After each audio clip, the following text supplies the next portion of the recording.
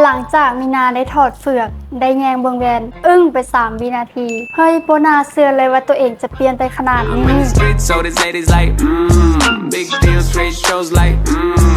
เดี๋ยวมีนาจะมาเว้าให้ฟังหลังจากมีนาผ่าตัดแล้วความรู้สึกก็คือบ่เจ็บเลยหมอมือเบาแถมยังใส่ใจทุกรายละเอียดของเฮามือที่2ดังเฮาบวมน้อยบ่ซ้ำบ่เจ็บดังที่คิดไว้มือที่3มีนาได้ตื่นนอนขึ้นมาและสังเกตเบื้องดังตัวเองได้เป็นทรงธรรมชาติเป็นทรงที่มีนามักแฮงมีนาน่ะมักแยงเบื้องแวนเบื้องดังตัวเองก็คือมักแฮงและพอใจมื้อที่4มีนาอยู่บ้านบ่ว่าจะออกไปนอกไผกระท้วงว่าดังคืองามแฮงแท้หมอเฮ็ดดังนะคือเป็นทรงธรรมชาติก็คือฟังคำนี้แล้วปลื้มใจเพราะว่าที่มีนาเลือกก็คือประทับใจแฮงที่มาเฮ็ดอยู่คลินิกนี้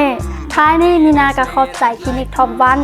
ที่มอบดังใหม่ให้มีนาและมอบชีวิตใหม่ให้มีนาตั้งแต่มีนาเฮ็ดดังมาก็รู้สึกฮักและภูมิใจตัวเองหลายขึ้นก่อนเก่า